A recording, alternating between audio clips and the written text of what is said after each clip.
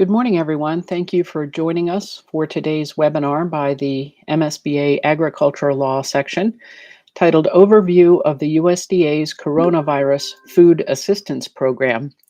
I'm Andrea Terry, the Director of Learning for the MSBA, and we're pleased to have with us your faculty, attorneys Paul Goeringer, an Extension Legal Specialist with the University of Maryland, Department of Agriculture and Resource Economics, Robert Wevodau, the Farm Program Chief with the Maryland Farm Service Agency, and Bud Tayman with Bud Stephen Tayman, PA, who will also be your moderator. If you want to pose questions to faculty, you can do so by typing into the YouTube chat channel, or you can email them to Chriselle Anderson at the email address at the bottom of your screen, chriselle@msba.org. Faculty will do their best to address all questions by the end of the program. Again, thank you for joining us this morning. And with that, I will turn the program over to Bud Tayman. Bud, your mic is still muted. Good morning, everyone. This is a presentation by the MSBA Agriculture Law section, and we're going to discuss the new coronavirus farm assistance program or food assistance program.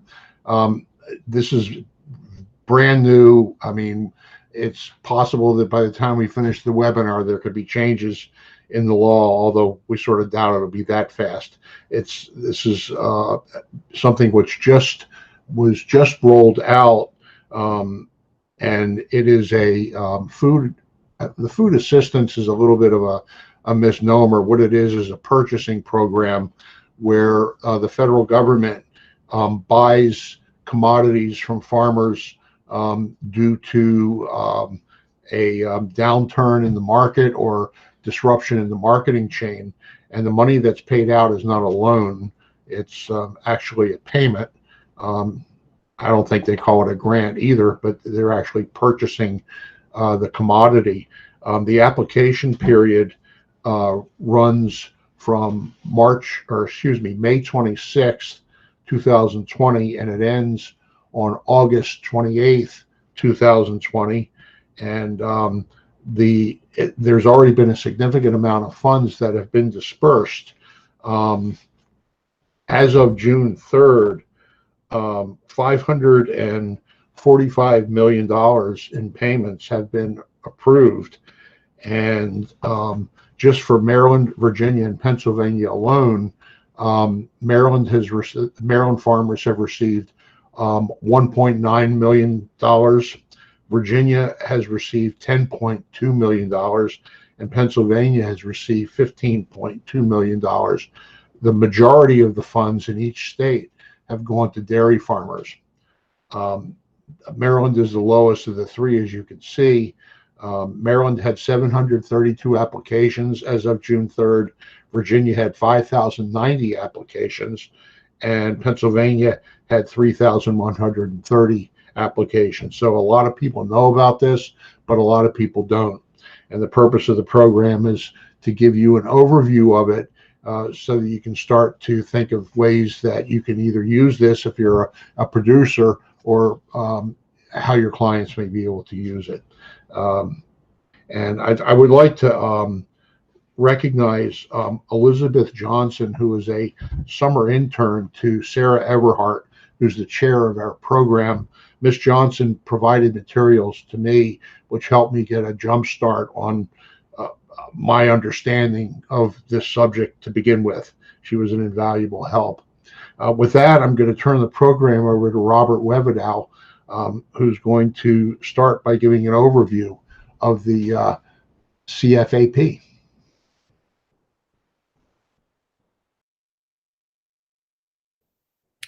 All right, good morning, everybody. My name is Bob Wevodau.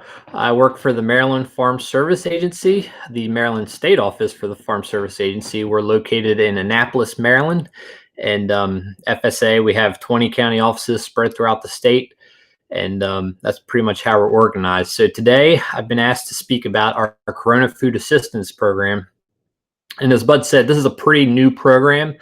We're still kind of under quarantine to some degree, and yet we're still getting these payments out. So obviously the turnaround has been quick, and that's of course what everybody wants, because in a lot of cases these people need assistance now. So we're going to talk about that today. So if you go ahead, next slide.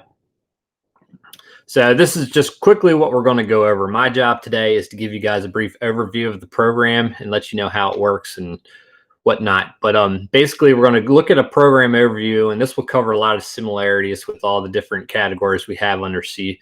Then we're going to look at our non-specialty crops, livestock, dairy, wool, specialty crops, and value-added crops. So there's basically 6 parts to this program, and we'll go through those individually. Next slide. So just to go over, USDA is providing support to our nation's farmers because of the coronavirus. Obviously, this has affected a lot of people, and the economics of it have not been great. People have lost some money. So this is the USDA's program to kind of get people back on their feet, or at least keep them from slipping any further. We provide assistance to producers of commodities with financial assistance that gives them the ability to absorb sales and decline based on the COVID-19 pandemic. So basically, we'll go through, depending on what your crops or your situation are, calculate out a payment, and then the producer will get a payment. So next slide. So this is a little bit different type of program for us in terms of how it's being paid. Normally, we have programs, we go through, we figure out what the producer has earned, we issue the payment, and so forth. But because this funding is coming from different sources, we actually have to kind of figure out 2 different payments and add them up to get our final payment. The 2 sources of income for this program is the Coronavirus Aid, Relief, and Economic Stability Act, which is known as the CARES Act, and then the Commodity Credit Corporation, CCC, Charter Act. CCC is traditionally where a lot of our money comes from in FSA. So we have 2 funding sources for this program. So that makes it a little bit different. But go ahead, next slide. So we started on May 26th, and May 26th was a very busy day for us. A lot of people called, a lot of people had questions. But if you'll note, we end on August 28th, which is the end of summer. There has been some misconception out there that it's first come, first serve. That's not the case. A lot of people, I guess, get anxious and they want to be the first one through the door. There's time with this. There's no need to rush. We're not going to run out of funds. If you haven't signed up yet, you're fine. Don't worry about it. There's a pretty big window, and we're not going to run out of funds. So that's a kind of a message we want to put out there. It's not first come, first serve. There's money's going to be available, so no one needs to panic. Next slide. So who's eligible? And this is a pretty big slide here. Producers of specified agricultural commodities who have suffered 5% or greater price decline as a result of COVID-19 pandemic and who face substantial marketing costs for inventories. If I'm not familiar or not sure how familiar everybody on this call is going to be with FSA programs, but we had the marketing facilitation program not too long ago to help producers with the trade dispute with China. That program is kind of like everybody gets paid. And I think a lot of producers came into this CFAP program thinking, oh, everyone's just going to get a check. Here you go, and you're on your way. That's not necessarily the case. If you haven't suffered during the pandemic, you're not going to necessarily get a payment. For example, just a quick example for simplicity's sake, if you had you grew corn, you sold all your corn in the fall, you don't have any right now, then you weren't really affected by the pandemic. So in that situation, and that's kind of an extreme example of situation, you wouldn't necessarily get a payment. So next slide. So these are our crops. We're gonna talk about these non-specialty crops a little bit more, but I'm gonna list them here now just to kind of get this out there. We have malting barley, canola, corn, upland cotton, millet, oats, soybeans, sunflowers, durum wheat, and hard red spring wheat. And then next slide. And then we're also looking at wool, livestock, dairy, and then specialty crops. Next slide. So the reason, 2 slides ago when I showed all the crops, the reason those crops are on this list is because they have shown that there's been a 5% or greater price decline that occurred from mid-January to mid-April. So that's the window we're looking at. If they had a 5% or greater decline during that period, that's why they're on that list. So if they're not on that list, they may not necessarily have had that decline, or we haven't gotten around to that commodity yet if it's an obscure commodity, and there may be more information on that later. But most of the major commodities, we have that data. We can show this went down 5%, therefore they're on the list. So next slide. So eligibility, and we'll get into this a little bit more. I'm just going to touch on it because my job's just to do the overview. And I don't want to step on what anyone else might talk about later. But eligibility, for most of our programs, we have our average gross income, AGI. You have to have less than 900,000 for tax years. And in this case, we're looking at your average over 2016, 2017, or 2018. You can get around that AGI if you can demonstrate that 75% of your income comes from agriculture. So that is one way. If you meet that criteria, you don't have to worry about the 900,000. Persons and legal entities must also comply with provisions of the highly erodible land and wetland conservation. That's a pretty common thing for our programs. They have to demonstrate, they're not farming wetlands or they're not draining wetlands, so forth. If a foreign person, you have to provide land capital and a substantial amount of labor in farming, and you cannot have any controlled substance violations. So those are pretty standard eligibility things we have going on for pretty much any of our FSA programs. All right, next slide. Payment limitation, CFAP, which is what we call the Coronavirus Farmer Assistance Program, especially around the office, but I have to realize I'm not in the office and can't speak in acronyms all the time. But CFAP payments are subject to a per person and legal entity payment limitation of $250,000. That applies to the total amount of CFAP payments for all commodities. And corporations, LLC, and limited partnerships may receive $750,000 based on the number of shareholders not to exceed 3 who are contributing at least 400 hours of active personal labor or active personal management. All right, next slide. So this is also important to note.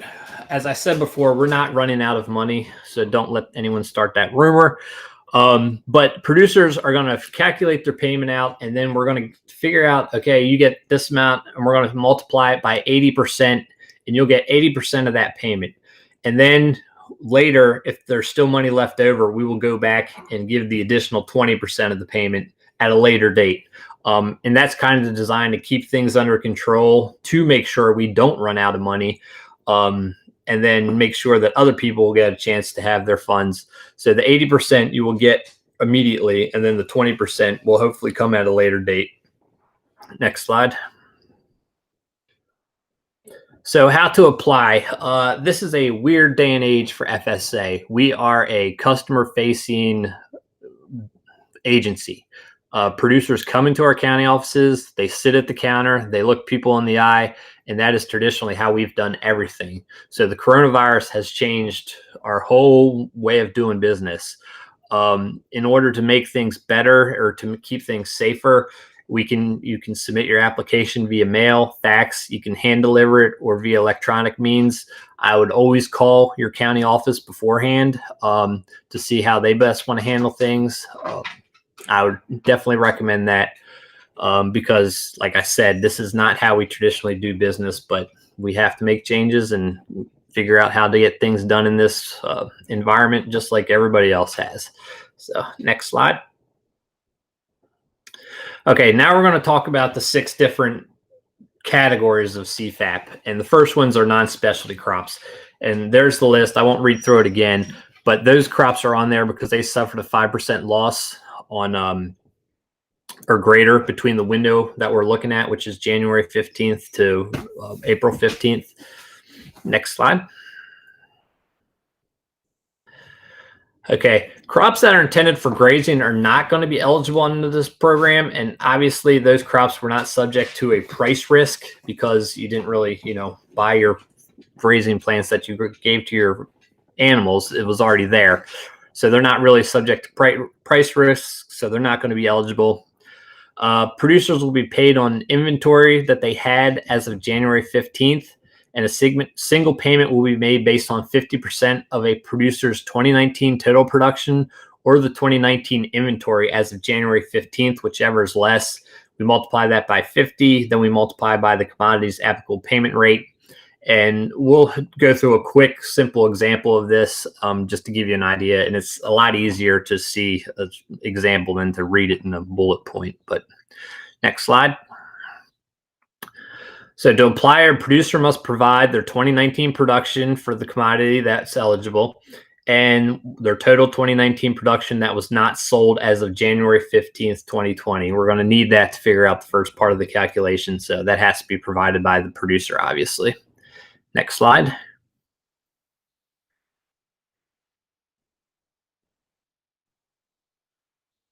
Next, okay. These are contracts that are eligible for CFAP, and to keep in mind, price risk. If you are at risk of your price being affected by the coronavirus, that's why you're eligible or you're not eligible. So these contracts, types in existence on January 15th, if you had a basis contract or a basis fixed contract, you're going to be eligible because the producer locks in basis, leaving the future price to be set at a later date. So there is an element of risk there. And no price established, delayed price, or deferred price contract. Producer delivers a commodity without setting the sales price. Again, they're going to be subject to price risks, so those are eligible. Next slide. Okay, these contracts are not going to be eligible for CFAP. Your cash contract and your fixed price contract, these producers receive a cash price for a commodity when sold. So therefore, the price was already established before the pandemic. Forward price contract, cash forward contract, producer receives a cash price for commodity based on a future delivery. So that's also not subject to price risk. You have your minimum price contract, option contract, window contract. This is when you lock in a price and buys a call option to establish minimum price. The net cash price will never be less than the original cash value minus the cost of call option. So therefore, that's not going to be eligible. And then finally, we have hedge to arrive, future fixed contracts, and future contract. The producer locks in future price, leaving the basis to be set later. So that's not going to be eligible as well. Next slide. Okay, this is our payment rates for the crops that we have. As you can see, we have CARES Act payment and we have the CCC payment. So they'll be added together to get your final payment. Next slide.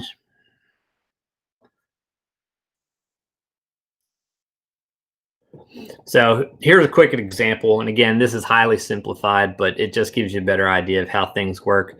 A producer has a 2019 total soybean production of 6,500 bushels. Not sold as of January 15th was 150 or 1,500 bushels. To be eligible, we use the lesser of those two figures. So in this case, we're using the 1,500 bushels. Next slide. So for the payment, we take that 1,500 bushels and we figure out the two payments. So again, we're doing two calculations, which makes this program a little different. For our CARE Act, we're taking that number, multiplying it by 50% because half the funds are coming from the CARE Act. And then we multiply it by 0.45. And that's what it was on that table I showed you with soybeans. Then the second part, we take that 1,500, multiply it by 15%, and then we use the 50 cents from the table. So we get $337.50 that comes from the CARE Act and $375 that comes from CCC. We add those together for a grand total of $712.50. Multiply that by 80, and then that gives us, it reduces it down to $570, with the rest being paid later depending on the availability of funds. So that's a pretty basic example, but that's a good way to show you how the program in fact works. Next slide. Okay, for livestock, these are eligible again for producers that suffered at least 5% or greater price decline as a result of COVID. Additionally, the producers that face significant costs in marketing their inventories due to unexpected surplus and disputed markets are eligible. I think we've all seen in the news that people dumping milk and so forth, and hearing about countries with excess cheese and whatnot and places like that. So this is what we have to cover those situations. Next slide. If you're a contract grower, and in Maryland, primarily most of our contract growers, though not all, our poultry industry is pretty big with contract growers. If you do not own contract growers who do not own the livestock can still be eligible if the contract they have allows the grower to have a price risk in the livestock. So if you are a contract grower, that is the important thing. If you have risk in the price, you can still be eligible for this program. Next slide. Okay, these are eligible animals. We have hogs, cattle, and sheep. There's the breakdowns of each category. I don't really need to go over that, but that's everything we have there. Next slide. So the actual sales between January 15th and April 15th of the owned inventory as of January 15th, including any offspring from that inventory, and the highest inventory between April 16th and May 14th are going to be what we're going to be looking at. And again, we'll do a quick example here, simplified example, and that'll give you a little bit better of what this bullet's trying to say. So next slide. So in order to be eligible, livestock producers need to come in total sales of eligible livestock by species and class between January 15th to April 15th of owned inventory as of January 5th, including any offspring, and then the highest inventory of eligible livestock by species between the same dates, or no, I'm sorry, between April 16th and May 14th. So it's actually a little further out. Next slide. Here are our prices. As you can see, we have CARES prices, then we have CCC prices. Next slide. So quick example, DJB Cattle Company had the following livestock in inventory on January 15th, 500 bred cows, 15 herd bulls, and 50 replacement heifers. Next slide. Between January 15th and April 15th, they sold 10 called cows, 7 baby calves born after January 15th. In their inventory, DJB certified that his highest inventory between April 16th and May 14th was 480 cow-calf pairs, 180 herd bulls, and 75 replacement heifers. Next slide. So this is just a quick look, or a small look, I should say, at what our application looks like. And this is the livestock part. So in this case, they would put in under that one column, January 15th to April 15th, what was sold. And then the second column is their highest inventory that they had. Next slide. If all eligibility requirements are met, the estimated gross CFAP payment calculation before reductions would be the following. And next slide, it's one of those delayed. There we go. And that's just the calculations we'd have. So in this case, this is a pretty significant payment. We look at what was sold, and then we look at the highest inventory, add them together, and the gross payment before any reductions would be $36,383. So next slide. For dairy, as Bud said, that we've paid a lot of dairy so far. We're looking at production for January, February, and March, and a single payment will be made calculated from the two funding sources. Next slide. CARES payment will compensate producers for price losses during the first quarter. For CCC, payments will compensate for marketing channel and demand disruptions for the second quarter, which is April through June, which we haven't had yet. Next slide. For the CARES Act funding, we're looking at hundredweight production for the months of January, February, March, multiplied by $4.71. For the CCC funds, we're looking at hundredweight of milk production for January, February, March by the national adjustment of 1.014 and by $1.47. So next slide. Just an example of what we're looking at in terms of dairy. Joe Dairyman markets 5 million pounds of milk per month for January, February, March. Has part of his milk production not subject to price risk because he has a forward contract on it of 2 million pounds. So what we're saying here is if you have a forward price on it, it's not eligible for risk, and we subtract out the 2 million pounds from the 5 million pounds that had previously. So January and February, instead of being 5 million pounds, are reduced to 3 million pounds. Next slide. Okay, wool. We don't have a lot of wool in Maryland, but we definitely do have some. Again, if you have subject to price risk, and we're looking at that same window, they have to have their payments, just like non-specialty crops, will be met or will be based on 50% of the producer's 2019 total production or the 2019 inventory as January 15th, whichever is smaller, multiplied by 50%. Next slide. Producer must provide their 2019 production of wool, just like the other commodities, and their total production that was not sold as of January 15th, 2020. Next slide. This is just our price rates that we're paying out on wool. Next slide. So producer Adams produced 100,000 or 10,000 pounds of wool. 2019, we take the lesser of 2019 production or the 2019 inventory as of January 15th, multiply them both by 50% because they're both two different payments that were added together, multiply the rate, and in this case, the payment is $3,000, $195, with 80% of that paid initially. So next slide.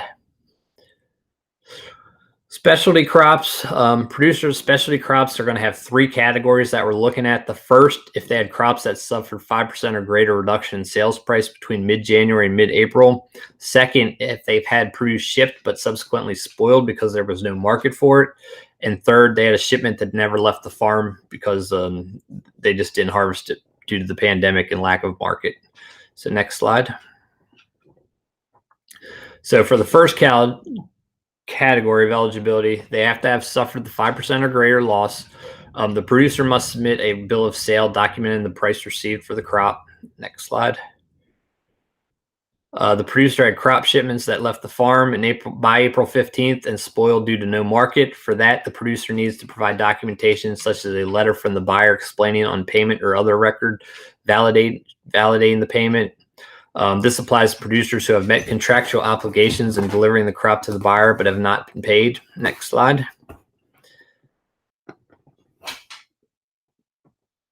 In this third category, for shipments that never left the farm in the first place, when requested, producer must provide supporting documentation, which we'll use to substantiate the claims on a case-by-case basis.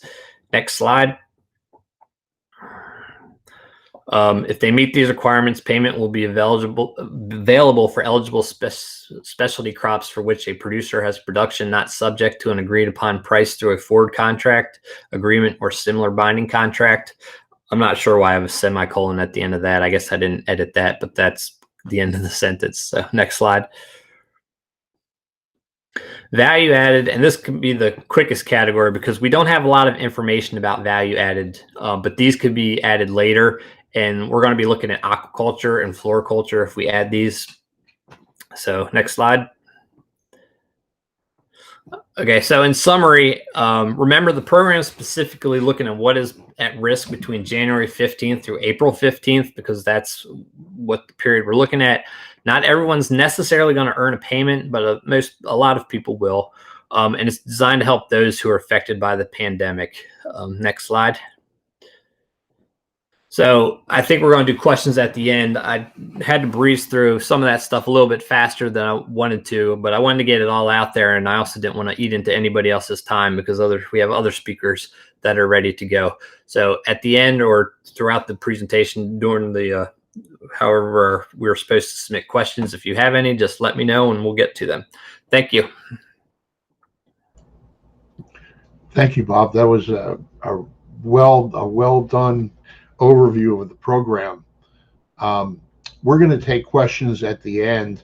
If you want to submit the questions, we'll look at them at the end, and then we'll deal with them at that time. I'm just going to spend a few minutes on the payment limitation provisions, but as a little point of clarification as to where the money is coming from for this program, the total funding is $16 billion, and $9.5 billion came from the CARES Act, but it was determined that that wasn't enough. So the Secretary allocated $6.5 billion from the CCC, and that's why there are two different payments, and they are for two different purposes. But those payments together are where the single payment ultimately comes from, and that's why there's a CARES Act payment and a CCC payment. On this page that is in front of you, Bill, if we could scroll down to the bottom. The bottom contains a summary of part of the payment limitation provisions, and as Bob said, the limitation is $250,000 per person or legal entity. Generally speaking, a legal entity is a person, But for purposes of this statute, it seems like the word person is meant to mean individual or human being, as opposed to corporation or partnership. So those are legal entities. However, they're further defined. Corporations, limited liability companies, and limited partnerships are defined as corporate entities. And in terms of the corporate entities, and it's just those three that the statute refers to, the payment limitation can be up to $750,000, depending on the number of active shareholders. For one shareholder who contributes 400 or more hours of a combination of labor or management the limit would be $250,000. If there are two shareholders or members and they each contribute the 400 hours, then the payment can be up to $500,000. If there are three members or shareholders that each contribute the 400 hours, then the payment can be up to $750,000. And that seems to be the limit. That's the limit that the statute discusses. And without more, you would think that maybe general partnerships are really not dealt with here because they're not discussed in this particular provision. But when you look at the law, you see that they are. And Bill, can we go to the next section, the next slide? This is the pages of the Federal Register where the law is found, and they're going to be part of your materials so that you can read this in its entirety. The first part really describes what the law is, and then the specific statute is in here verbatim. If we could go to page 7.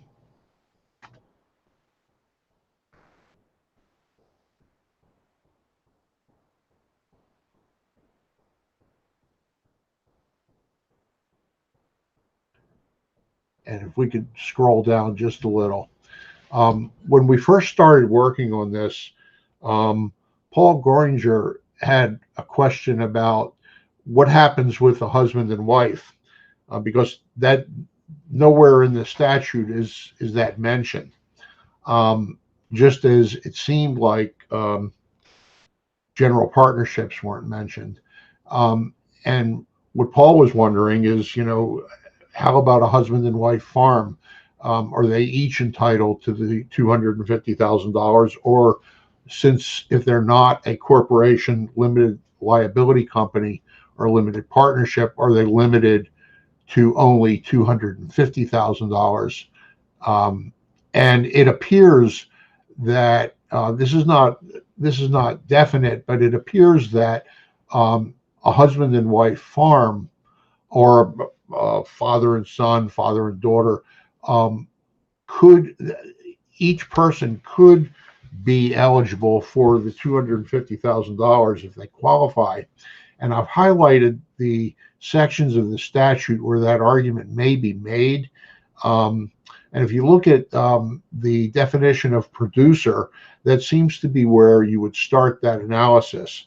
And the producer is a person or legal entity who has a risk in the production of the crop or livestock and is entitled to a share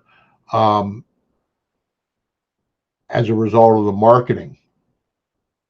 And as Bob said, a contract grower who doesn't own the livestock, notably the word crop is left out of that part, but I think crop really should be in there. A contract grower is also a producer if the contract allows for the grower to have risk. So starting with the definition of producer, if each human being, each person involved in the farm has that risk, I think that's where it starts. And then you go over to section 9.3, which is to the right, and it's also highlighted. It says that a producer is eligible for a CFAP payment if all the requirements of this particular section are met. Specifically, a person has to be a citizen of the United States, and one of the other requirements is that a partnership of citizens of the United States qualifies. So that takes care of, or it appears to take care of, a general partnership, where it's not a general partnership is not one of the corporate entities that's mentioned in the other part of the statute, which we'll get to in just a minute. But it does seem like the statute contemplates a non-limited partnership as being eligible for the payment. And if we could go over to page 10 now, Bill, continuing on with that thought,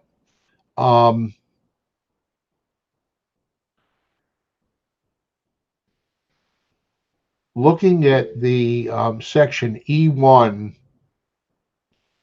it starts off saying that the amount of the payment for an individual is capped at $250,000. But then the next highlighted section, and you have to read this several times to try to parse the words. What it says is that payments made to a program applicant who is a joint venture or a general partnership are limited to the aggregated amount of payments that individual or legal entity may otherwise receive.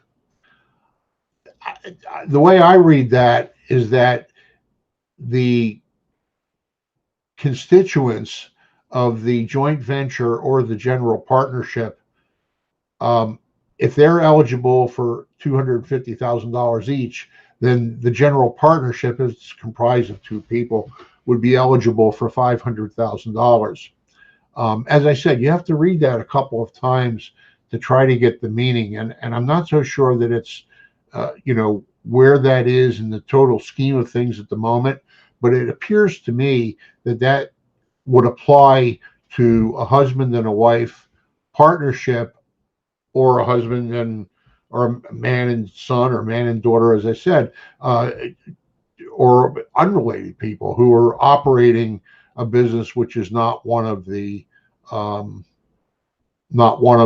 recognized corporate entities. Notably, there isn't any language here which requires that 400 hours to be put in. That may be assumed in here, but it really seems like the analysis stops at that third sentence of E1. If each individual is a producer and satisfies the other factors, and if they're a general partnership, that seems to be it. So, how that would work, or how that ultimately will work in practice, I think we're going to learn as time goes on. But it seems like that might be the answer that would enable, going back to the original example, a husband and wife farm, where each of the spouses could get $250,000 if they otherwise qualify. And if we could go to the top of this page, the other highlighted sections, there are the part of where the corporate entities are entitled to either $500,000 or $750,000, depending on if they have 2 or 3 members or shareholders, each of which put in the 400 hours of time. And that was the only clarification I wanted to make to the payment provision part. And I'm going to turn the program over to Paul, who's going to provide some more examples of how the payments work.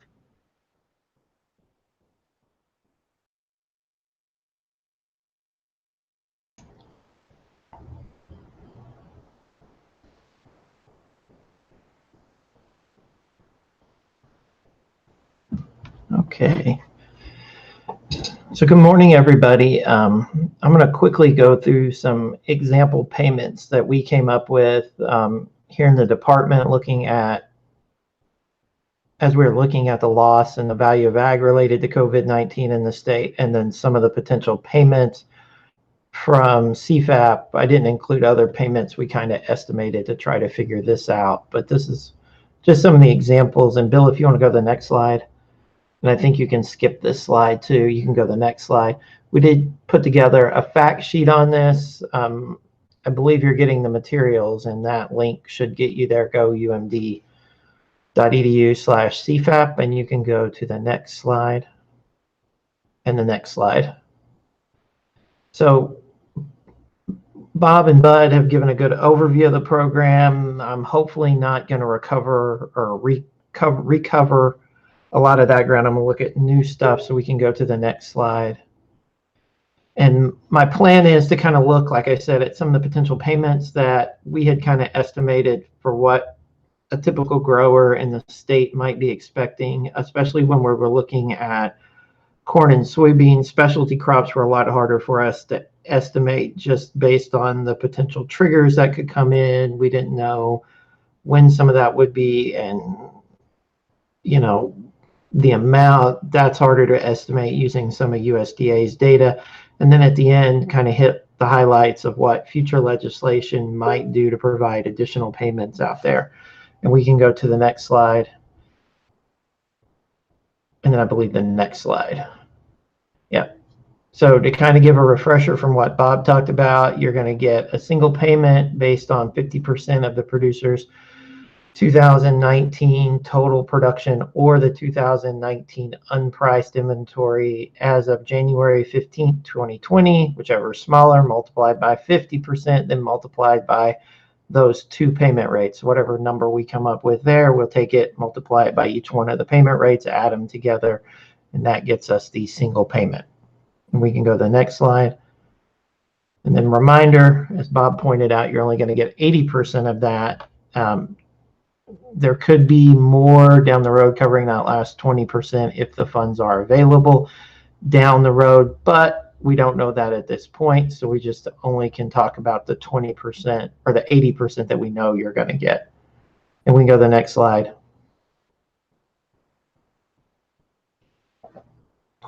So we got a corn and soybean producer somewhere in Maryland, 2019 production.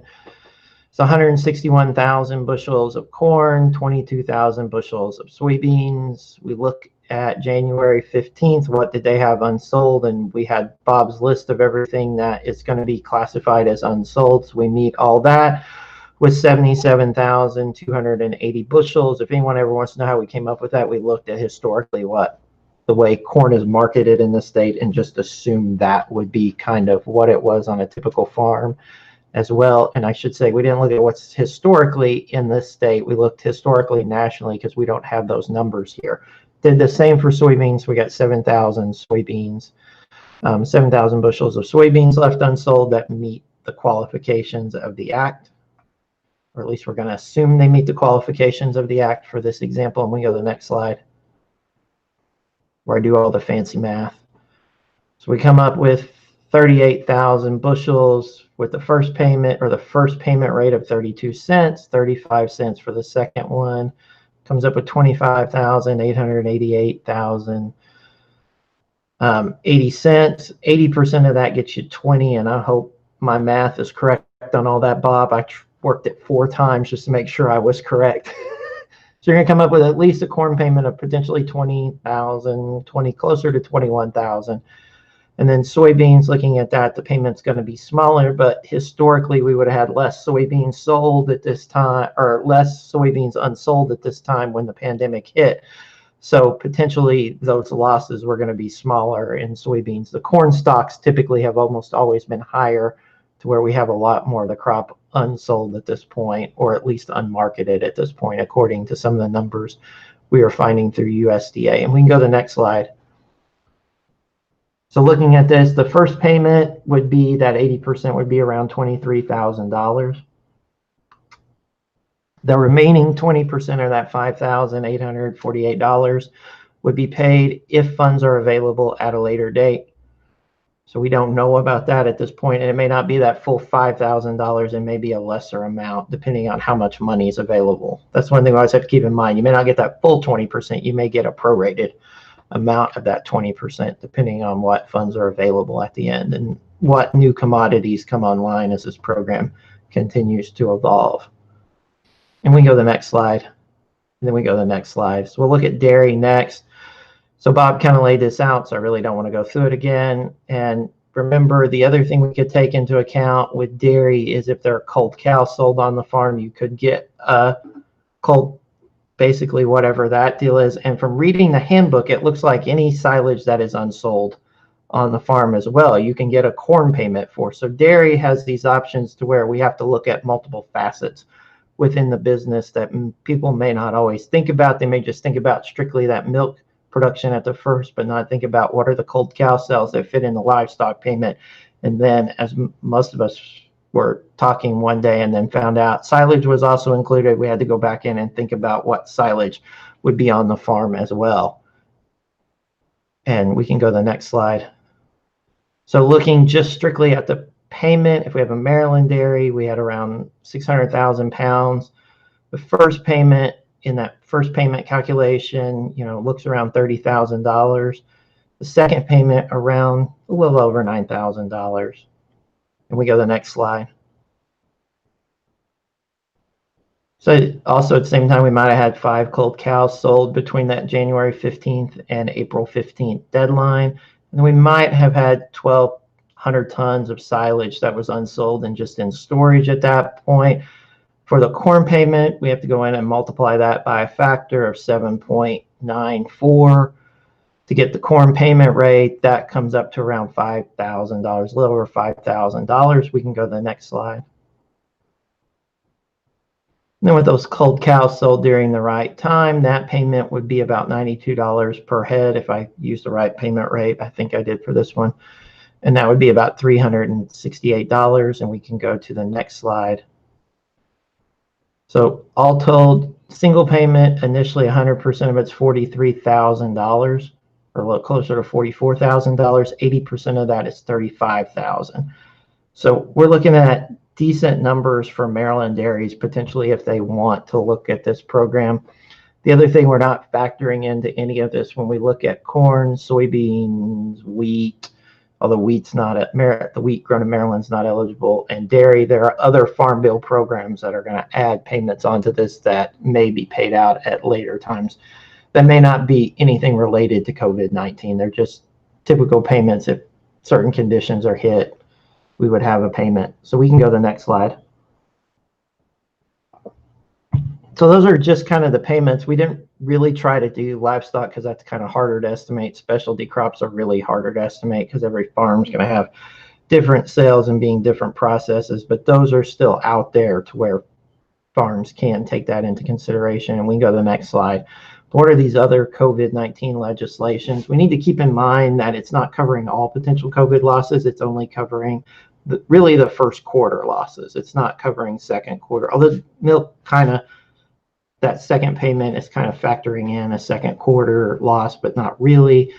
We're not covering all losses experienced by all producers, and we can go to the next slide. And Bob already kind of talked about this, but if we got contract hog or contract poultry production, they're not at risk of loss. Poultry is not included in the livestock part, mainly because historically, currently, a lot of it's contract produced. They've had losses due to depopulation, but because they're not at a risk of loss, the company owns the birds, they own the hogs. Those companies are the ones that had the risk of loss, not the growers in those cases. Those losses are not covered under any of this. And we can go to the next slide. So what other acts exist out there? We have the HEROES Act, and please, no one asked me to tell you what the acronym for HERO stands for because I can't remember and I didn't put it in my notes. That was passed by the House on May 15th. It's currently in the Senate. It was originally announced as DOA when it hit the Senate, but it may not actually be DOA. It may come out in another form at some point. We just don't know. That would provide additional benefits or cover some of those second quarter losses, the depopulation losses that all growers have experienced in various sectors. And we can kind of go to the next slide to talk about what some of those would be.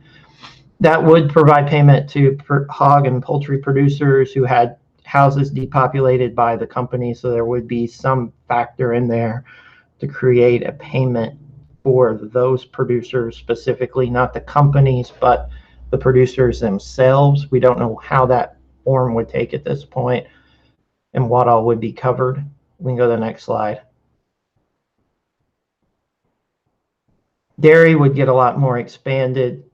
We would have expanded donation programs to take milk so it's not basically dumped and moved to places where people could use it, through food banks and other groups. Create a new supplemental dairy margin coverage program that I still don't quite understand from reading the legislation how it would operate, but that's typical for me and dairy policy. I really don't always understand dairy policy. There would be some payments or premium discounts for dairy margin coverage, which is a risk management tool for dairy that Farm Service Agency runs. If you sign up for all 3 years, you would get a discount in your premium. And then there would be this new up to $500 million in a dairy recourse loan program that the details are really not fleshed out in the legislation yet. And we can go to the next slide. For all growers, specialty, non-specialty, livestock, dairy, wool, I think I hit everything covered. It would extend CFAP payments to cover the second quarter losses. And FSA would probably have to go back and kind of calculate who had that 5% loss during the second quarter and calculate a new payment rate for all those second quarter losses. So the payment rates probably would change, is my guess, just guessing, but we would have to look to see how that would play out. There are also other provisions in there as well. I just kind of hit the high points. There's a lot of stuff in there for ag in this HEROES Act that would kind of make it an incentive to be passed at some point, but we just don't know what form it's going to come out in and what's going to remain and what's going to stay. And with that, I think we can go to the next slide. And then the next slide, and I'll just kind of wrap up. So the idea is we're going to cover the losses for some losses in the first quarter up to that 5% threshold that Bob talked about earlier. The other thing that we didn't throw in here is there are also Farm Bill safety net programs that are going to kick in, probably going to have corn and soybean payments through that. Dairy margin coverage is supposed to trigger every month through the end of the year, potentially, and Maryland has a high participation rate in that. Due to the state helping pay the premium on that. So we may see additional payments coming in that we just can't factor yet. It takes a year for some of these payments to come about, and others are very farm specific, so we won't know what those payments are till they're made. And we really can't estimate them ahead of time. So those all are out there, so we're not really able to take those into account yet, and they may help with some of the losses that we're experiencing. We can go to the next slide.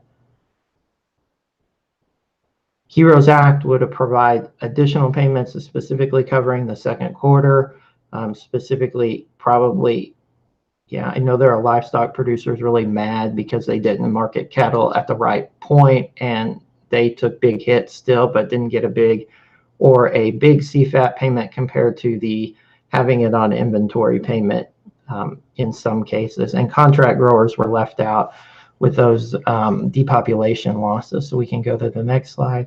And I think, yeah, if you like any of this, I do a blog at agris.umd.edu. You can go there, get any of this information, and we can go to the next slide. And I read them to you eventually. And then at marylandagpodcast.org, and we can go to the last slide, which I think is my contact info. Yep.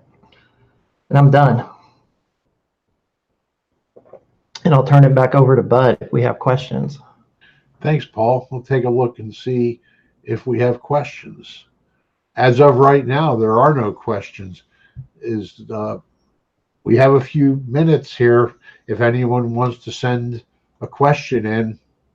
I mean, a lot of times it's hard to ask questions because you don't know what to ask, and you may come up with questions afterwards. you can reach out to any one of us and we can try to answer your questions if you have them after the webinar ends, once you've seen the material and can really think about it a little bit more. It doesn't look like any questions are coming in.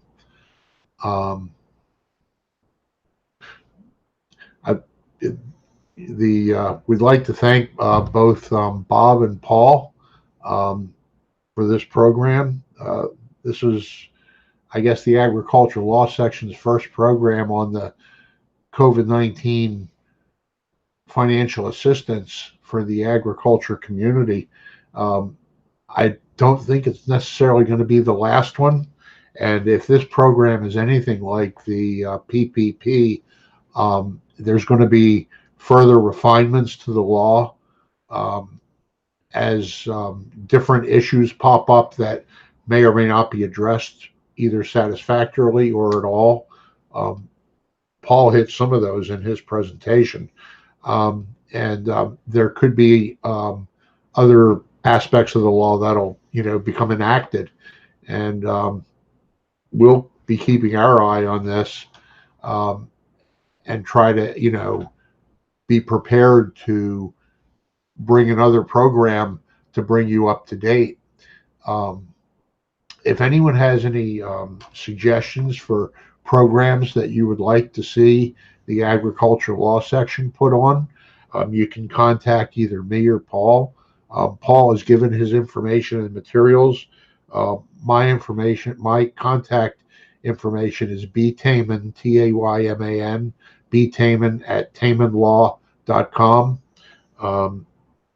We'd be interested in hearing whatever ideas you think that you might be interested in for programs, and we'll consider them. Let me just go back and just check and see if we have any questions now. No, there's still no questions. Well, without further ado, I guess that would be the end of the webinar. We thank every one of you for attending. It's been our pleasure to present this material. It's certainly timely, and it is constantly evolving. And I think that, we need to get our applications in Maryland up to get closer to Pennsylvania and Virginia and get some help to the Maryland, the agricultural community, more so than it's already gotten, because the help is there. Thank you, everyone.